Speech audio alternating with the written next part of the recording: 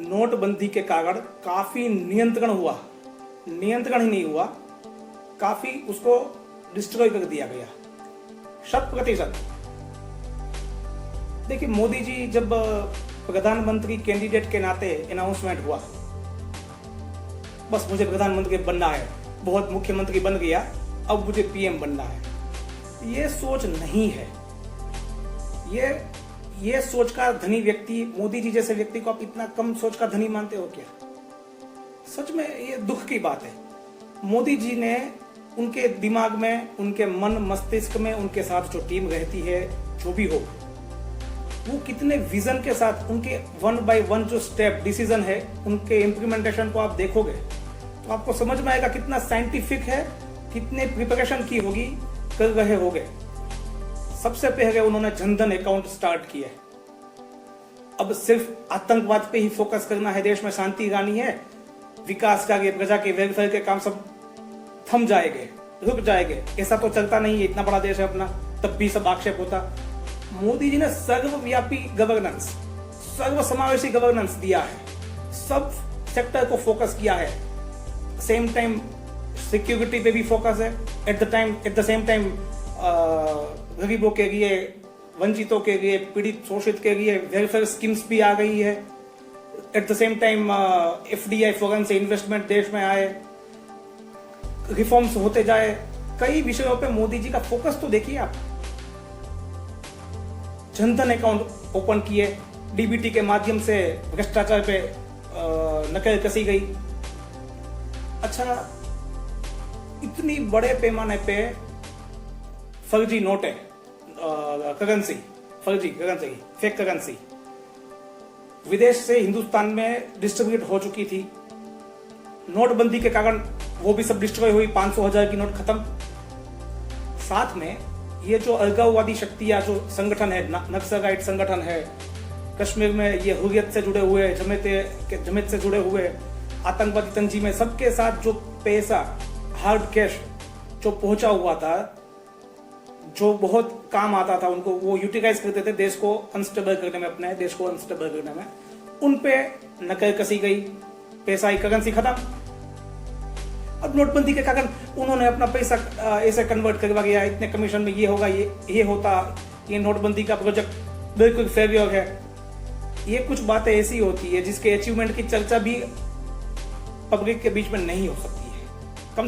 कम से कम कुछ पीरियड के बाद ये चर्चा अवश्य होगी, तब आप सबको पता चलेगा कि नोटबंदी के पीछे ये भी एक महत्वपूर्ण उद्देश्य था। सिर्फ एक छोटे मकसद के लिए इतना बड़ा डिसीजन, और वो भी मोदी जैसा व्यक्ति गए, तो आप मोदी को कहां। मैं आतंकी संगठनों को और उनके सरपरस्तों को कहना चाहता हूं कि वे बहुत बड़ी गलती कर चुके हैं। बहुत बड़ी कीमत उनको चुकानी पड़ेगी। तो जनधन अकाउंट, उसके बाद ये नोटबंदी, फिर टैक्सेशन की जो इतनी विचित्रता हमारे देश में थी, उसमें वन विंडो हो जाए तो GST, साथ में कोई बड़ा आतंकवादी घटना हो गया तो सर्जिकल स्ट्राइक, ये सब चलता रहा। अच्छा, किसी को कंपनी, अपने देश में किसी को इन्वेस्टमेंट करना है, उनके लिए रिफॉर्म्स, तो काफी कुछ मोदी जी ने किया है। अब ये सब समझना बहुत ही, इसमें सूक्ष्म दृष्टि और न्यूट्रल बुद्धि से यदि इन सब बातों का हम आकलन करेंगे, इसको एनालिसिस करेंगे, तब तो हम बिल्कुल आसानी से समझ पाएंगे कि मोदी जी कितने विजन के साथ, उनका विजन कितना दूर तक का है, कितना साइंटिफिक, मिनिमम जनता को मिनिमम इसमें दिक्कत आए वो देखते हुए ये सब स्टेप उन्होंने लिए हैं। अब आज देखिए, कश्मीर को छोड़ दीजिए, कश्मीर में भी अब बहुत ही छिटपुट घटना है। देश की आजादी के बाद से इतनी समस्याएं देश में आ खड़ी हुई।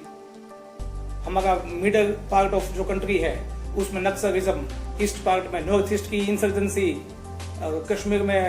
कश्मीर से स्प्रेड होता आतंकवाद, कहां बम धमाके नहीं होते थे 2014 से पहले तक। अब आज 8-9 वर्षों में कश्मीर से बाहर आतंकवादी घटनाएं लगभग समाप्त हो गई है। कश्मीर में भी छिटपुट घटनाएं हो गई है।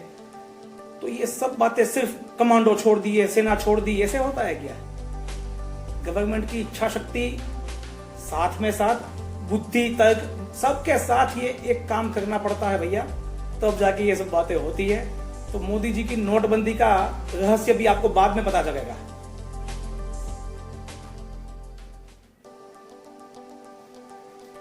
देखिए, अब दुनिया चेंज हो चुकी है।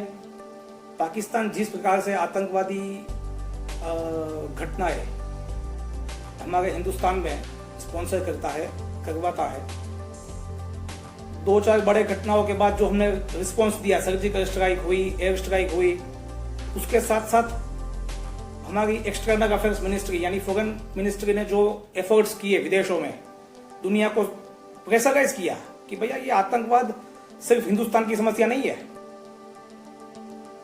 ये इस्लामिक जिहाद जो है ये मानवता के ऊपर सबसे बड़ा थ्रेट है।